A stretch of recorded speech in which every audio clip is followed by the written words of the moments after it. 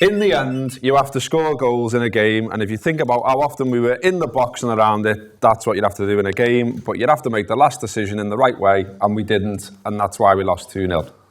Okay, that's been the second look. Thanks, see you next week. That's what Jurgen Klopp said after the game, and I think he's pretty much summed it up there, but we're going to get into it a little bit more. Gareth Roberts, Paul Senior, Paul Cope. Paulie does sum it up really well there, doesn't he? And that, yet again, it's the final ball, it's decision making around the edge of their box. It's Groundhog Day in terms of that conversation, where it's not Groundhog Day as previously we've got away with it, maybe in terms of getting out of places with results, with draws, etc. Last night, they're a poor side. There's a lot of their fans giving us a bit of stick, saying you should be giving us more credit for this. Okay, sound. Here's your credit. You deserved it. You worked hard. The stadium was bouncing. 100%. Great. Yeah. But on actual levels, what they're capable of, Liverpool play at the best, they win, and they were nowhere near the best. Yeah, when they came to Anfield, they were 55-1.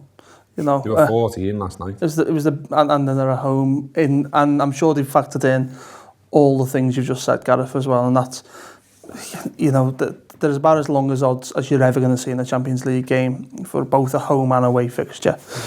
We were shocking, and I've been quite level-headed this season, I would say, about our form and the fact that I don't think we've been particularly great, but I'm starting to now be a bit concerned that this isn't just a little bit of a thing that's been by design, and that Liverpool are taking the foot off the gas in certain circumstances, and that we're just getting results knowing that we don't have to blow sides away and leave ourselves open at the back, blah, blah.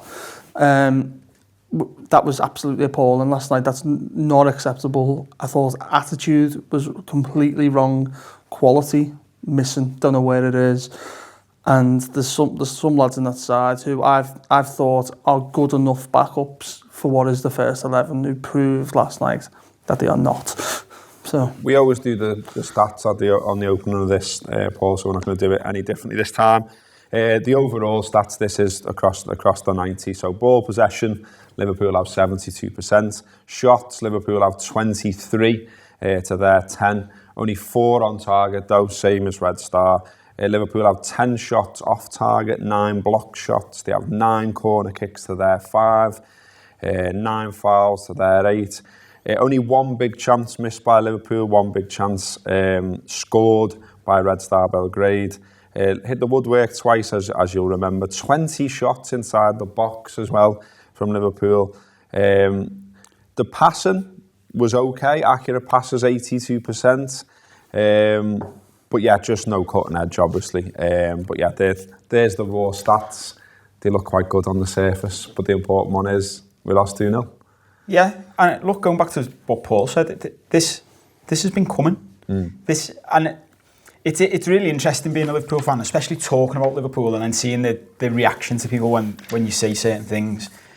But we haven't played well all season. We've had a couple of games where we've looked like the old team, but in fits and starts, really. I saw Rory Smith talking on Twitter saying he doesn't think that's a reasonable thing to do to compare us to last season, because he thinks we're trying to be a different type of team now, which we don't know whether that's the case or not. What we do know is, if we are trying to be a different type of team, what type of team is that?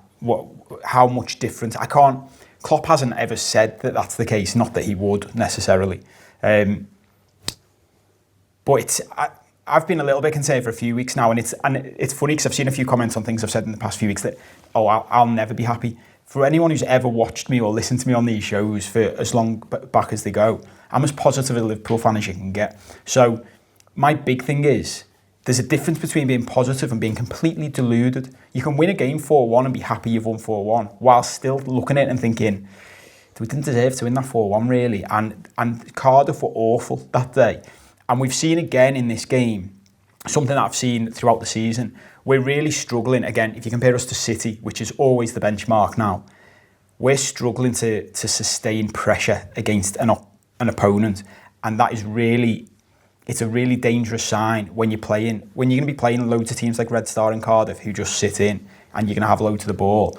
What you have to do is put them under so much pressure that they eventually crack. And I think if you spoke to Cardiff defenders, Red Star defenders, they'd be saying to you, to be honest, it wasn't that hard. It wasn't that difficult. We didn't leave that pitch absolutely exhausted. Whereas when we play Man City, if you just compare it to City against Southampton, look how many times City have 5 men in the opponent's box. They're passing the ball around inside the box. They're dribbling it inside the box. And you can see the opponent's defenders absolutely shitting themselves. Not quite the same with us. Yeah, they're making sure to carve out a quality chance rather than just any chance. Precisely that. And as you were reading through those stats, then something that isn't here, which I think is key, goes back to the Pep Linders thing of what's the quality of the chance you're creating. And loads of the stuff we're doing now, which might look good on the face of it on stats, they're not great chances. That was going to be my point. I mean, you read them and Liverpool are on top, 23 shots, 72% possession, loads of rubbish. We were poor. We did create a couple of chances and ones, the Sturridge one early, he should score. I don't understand. Klopp talks about that as well, and I think he's probably got a point when he says that if Sturridge scores that, then the whole trajectory of the game changes. But the game shouldn't hinge on that, Gareth. No, it shouldn't do, but you can imagine a different scenario if he did put it in. Go back 12 months and look at us at Maribor and go a bit further than that and go to Porto away. We're a completely different side than that one that was at Red Star last night.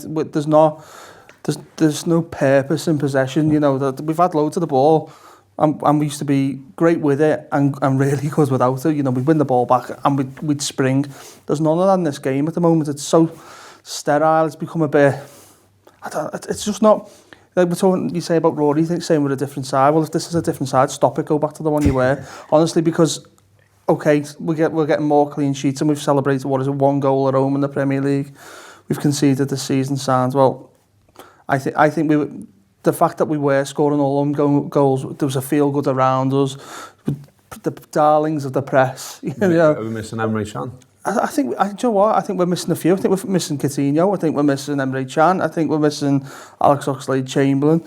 I think we're missing Sadio Mane. I think we're missing Roberto Firmino as well. Missing the Keita we thought we were getting. Yeah, we're missing all these things. So we've got rid of Emre Can from our first 11, for example, and we've gone right at Sam. We've signed Fabinho. We've signed Naby Keita.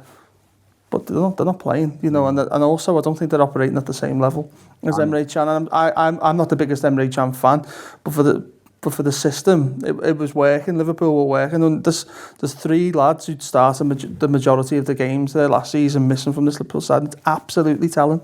Absolutely telling. Well, Neil Atkinson has had a look at exactly how Red Star stifled Liverpool and won this game, so here he is.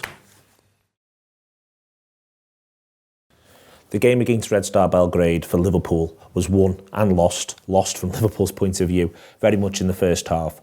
This is a representation of the average positions from the first half. As I always say, average positions doesn't always tell you a great deal. For instance, these two are Salah and Sturridge, and they're sort of on top of each other because they were chopping and changing, so it's probably better to sort of represent them as being sort of there.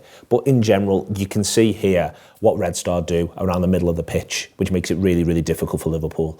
They took their wide midfielders in like no one's business, and they effectively played a 5 up against Liverpool's 3, and then trusted that those wide midfielders who were tucked in could get back out if there was the opportunity for a Mane overload. We saw Mane get a fair bit of joy in that first 45 minutes coming down, because this is where the space was to a certain extent, and his fullback wasn't very quick. So you can see that what they're going to try and do here, Red Star, is they're going to try to get back to there, but essentially they want to be here, and the reason why they want to be here is twofold. 1, they do not want to let Liverpool play through the middle of the park. 2, if Red Star play through the middle of the park and lose it, did Liverpool that they can then win it back as quickly as possible, doing to Klopp what Klopp's done to so many sides.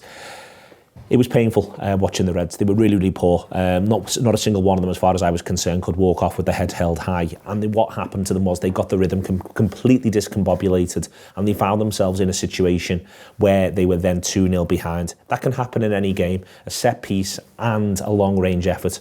But the point was that Red Star, whilst they weren't value for that 2-goal lead, they were value for the idea they should have been banging the game, because they made Liverpool's life so difficult by playing around them like this, and Liverpool didn't really have a proper outball or a way of playing. There's some discussion as to whether or not we're playing markedly differently from last season, whether or not it's an energy level thing, whether or not we're waiting for some sort of flag to drop. But what's difficult is if you're trying to stretch the blanket with 3 across the middle of the park and your opponents have made the same decision to stretch the blanket across the middle of the park but with 5, then you're always going to lose out. And you're going to lose out if they put all of their chips on the energy in the first hour of the game and then look to hang on. You're going to lose out if they score a 30-yarder and they score a header from a corner. You're going to make it difficult for yourselves. And Liverpool are going to have to solve a problem pretty soon. If we are choosing to play a little bit differently, if we're trying to be less intense, if we're running a little bit less because we've got a long season ahead of us, they're decisions that a manager can make and they're absolutely fine. But we're going to come up against sides who'll give everything to get a result against us. We've been seeing that over and over on the one hand. And on the other hand, we've got to have our way of playing through those sorts of teams. We didn't have it against Red Star.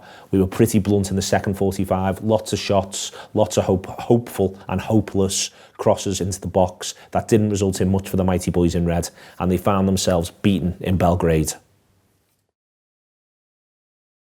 Okay, thanks to Neil there. The other results in the group has done us a favour, lads. Napoli drawing with Paris Saint-Germain 1-1. So what it means is a win in Paris sees Liverpool progress. A draw means they've got to beat Napoli. A defeat in France means they need to beat Napoli by a minimum of 2 goals. You're laughing already, go on. I've seen it just having to go to Paris and win is just a ridiculous position to be in now. I mean, all right, we've beaten them at home. They weren't very good. Paris Saint-Germain are a bloody good side. And we've and Napoli are. Oh, yeah. People are still saying about how poorly we played against Napoli, which I get the point, but also, can we stop underestimating them? They're a good side. I think as a fan base, we're doing this to too many sides at the moment. You know, even in our own post-match show, people talking about beating Fulham 5-0 at the weekend. I don't know where we're getting the goals from, because we don't look like we can beat a side 5-0 and just cruise through games at the moment. Paris Saint-Germain, first time last night, they haven't scored 2 goals in any fixture all season.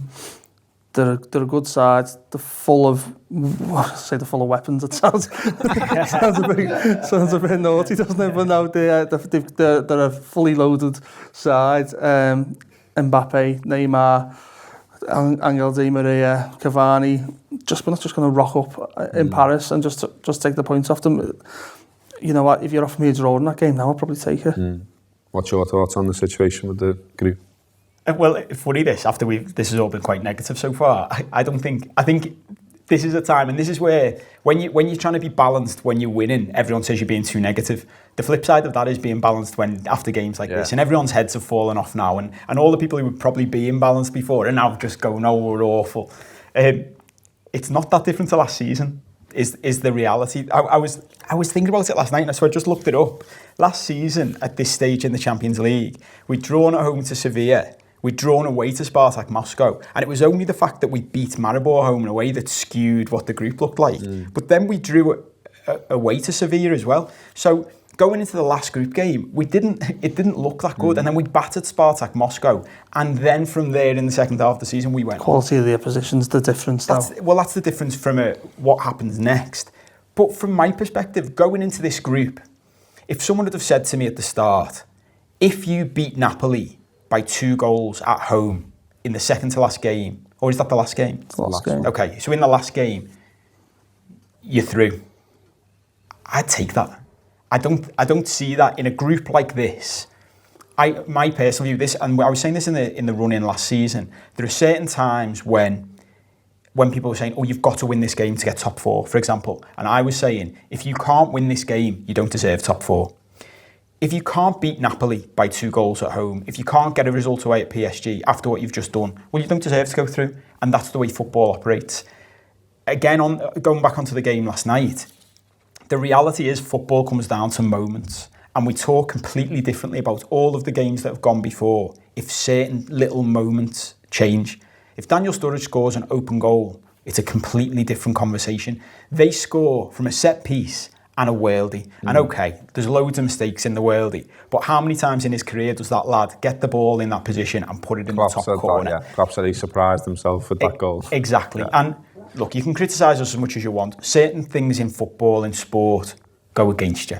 And I actually think this could be a blessing in disguise, because I think we've been getting away with poor performances, papering over the cracks, and I think they need a bit of a kick up the arse. When Paul's saying about, we're going to talk about a few of the players, I'm not so concerned about personnel as I am about something much more important in footy, which is confidence. I think all of this comes down to really low confidence in our attacking third of the pitch. And you could see it last night. People are taking... Wenger used to always talk about a stat, which no one talks about, which is fascinating, which was the average time each of his players had on the ball. Because the shorter the average time is, the better they played. Because what that means is you move the ball quicker. Yeah. Watch how many times, even in that game last night, they're sitting in, every one of our players is taking a touch before passing it. Yeah, it was conservative, wasn't it? And when this is, and I don't want to turn this into a Jordan Henderson conversation because I always end up talking about Jordan Henderson. Watch how Jordan Henderson plays football in midfield. The ball comes to him, he hits it first time, constantly. So when people moan about him giving the ball away, partly it's because he's always trying to play it first time. But that gets you moving quicker. By taking that extra touch every time someone has the ball, it slows everything right down. But that's confidence. And the problem Klopp's got with confidence is it's really difficult to create. Yeah. It's almost this sort of mythical, magical thing that comes and goes. And you've almost got to get through the period without it until it comes back again. City at the moment are flying. They will come to a point where their confidence isn't quite the same. Well, it's 3 in Europe now in Champions League back-to-back that we've lost now. We didn't have a shot on target against Napoli away. First one last night was the 71st minute. Adam Lallana making only his second start in Europe since 2014. I think it's fair to say that some of these things didn't work, and he was one of them where it didn't work. Plays 79 minutes. 65% of his passes are accurate, only one of them key.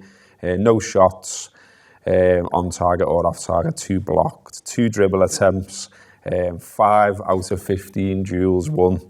Yeah, I mean, you can see it with your eyes and you can see it in the stats. He didn't play well. No, he didn't. I feel that he is often an easy one to pick on, but I think in this instance, I think he had a really poor performance. On the back of another one recently, so it doesn't seem like it's working. He looks a long way off, Lallana, and it's sad because of where he was at the time he got the injury and how important he was, but the side's left him behind, I feel, and I think he could be coming into the latter stages of his Liverpool career, certainly, that he just doesn't look like a stylistic fit anymore. Don't get me wrong, I think there's other lads who've had good form this season who in the last couple of games have got away with it. I thought Wijnaldum was a passenger, as he was at the weekend. Obviously, I thought Trent was poor. I thought Matip was appalling. So, yeah, I mean, Lallana, I feel sorry for him because I don't think he's quite right in a physical sense. But this is the Champions League, and it's you've got to be at it, otherwise you get found out, no matter how poor you think the opposition were. And he was just not on it whatsoever. Are the half-time substitutions a concern, Paul, for you? And what does it mean now for Sturridge and Trent, do you think? I mean, this is finally a big... Well, not finally, he's still only young, but it is a huge test now for Trent, isn't it? I mean, no player, no pro wants to get hooked at half-time like that. It's a big statement, isn't it? So, you know, what happens to him? And Sturridge, I guess the question's reoccurring now about, is he a starter for Liverpool or is he just an impact sub? I think there's loads in this, and Trent, let's deal with Trent first and foremost. He's a kid still, and everyone forgets with players who break through and become really good just how young they are. And this is, I would guarantee if you speak to the coaching staff at Liverpool, they would be saying no concerns at all about Trent. These things happen with young players. It happened with Rashford. You know, Rashford came in a blaze of glory, had a great 12 months. And then dropped off until, within the last couple of months, he seems to have found his level again. Well, there's still Liverpool fans, and this baffles me, who still criticise Raheem Sterling because he can't finish. But they're judging him from when he was 18, 19. And I remember saying at the time, well, he'll get better at finishing. I remember when Luis Suarez couldn't finish, and now he's one of the best strikers in the world. 25. There we go. Yeah. And look, Trent will be absolutely fine. He's having a dip, of course. These things happen. His quality will shine through, his attitude will shine through. Sturridge, I think everyone was just my view, and I was saying this at the time, I think everyone was just getting a bit carried away with it anyway. I don't think the performances have been what everyone sort of... There's this, and it's really nice actually, because you very rarely get this in footy. It's usually the way, isn't it? Everyone wants him to do really well, and they want to say nice things about him. I just don't think he's a great fit for what we want to do as a football team. And when you look at the bench, and again, this is very similar to this time last season, you start the season, you say the squad's fantastic. As the weeks progress, you're starting to look at it thinking, we've only got a couple of players out, and all of a sudden it doesn't look that fantastic. This is no injury crisis we're going through. It's a regular thing, and if these are the quality of the replacements that were, all right, Dejan Lovren's ill. I don't think Trent would probably have started in that game if Lovren was fit. Certainly, obviously, Matip wouldn't. If this is the drop off, if Naby Keita is only making the bench and Jordan Henderson's injured, and then we're having to go with Lallana, well, that's an issue, because I know Manchester City haven't got the biggest squad in the world, but it's completely full of talent, and it's versatile. Whereas ours, I mean, it's just such a big drop. I mean, the lads in the studio for BT were talking about with Lallana and Sturridge, and is this going to slow Liverpool down? I thought, it's a bit damning to say that, but it's absolutely true, unfortunately. And we're just taking out these key cogs and putting in lads who aren't quite a fit doesn't work. City suffered an injury to De Bruyne, so Bernardo Silva goes and plays centre midfield, and look at them, they're absolutely flying. And if he wants to, he can go and play Bernardo Silva on the right and play Mahrez centre mid, and that's the perk of being able to spend so much money and build. We're bringing on Origi for his first appearance since August 2017. Is that when it was last? I mean, I knew it was his last European game for us since the Europa League final, and look how much stuff has happened since then with Liverpool, how much we've improved.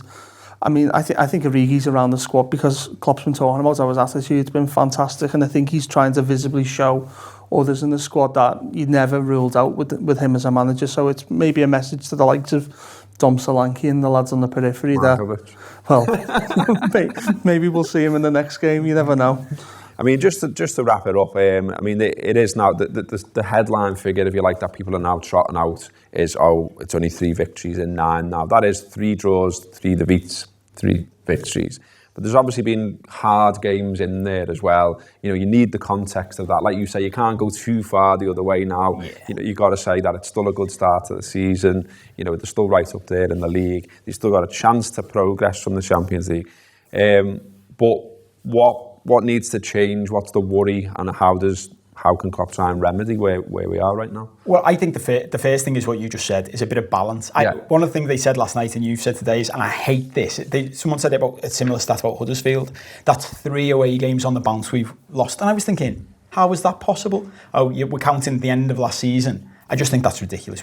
Every run should stop at the end of a season and start again at the beginning of the next season. And as well, in that time, you say, it's the first time in our history. Well, we played away at Roma, context, after winning 5-2 at home, and we went through, and they won that game because of the circumstances. Okay, away at Napoli wasn't great, but Napoli are a very, very good side. And then, last night wasn't great.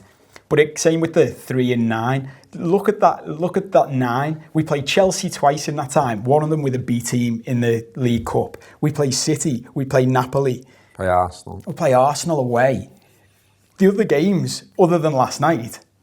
Last night's the outlier in being the genuine result where you're saying that's the poorest result this season. Yeah, and I actually think, what would I, if I'm sitting in Jurgen Klopp's shoes right now, what I'm saying is what we've said, which is kick up the arse time. Yeah. We've been moaning City's fixture list and saying how, well, even when they've had a tough game, they've got an easy game afterwards. Well, you couldn't have hand-selected a better game than Fulham at home on Sunday. And you can moan about the kick-off time or whatever. They've got an immediate opportunity to put this right. And the best way, and this goes back to things we said about the Cardiff game, the best way to kick into gear, to get that confidence back, is to go and have a convincing performance against a shite team. Yeah, I mean, it's performance is the word I want to say. I want to see Liverpool look like the side we all know and love. Yeah. The one that, I mean, the result is obviously relevant. It needs to be a win. But I just want to see a style and a swagger about Liverpool again that's been missing. A sort of bite. Yeah, well, that's it. Yeah, just some drive from midfield, bit of cutting edge, a bit of clinicalness. I'm sure it'll come back, as Paul says there. That result tonight, when you put it into the context of the last 9, is so standout because we don't really do that under Jurgen Klopp. In the last 2 years, it's not really been. We beat who we're meant to beat.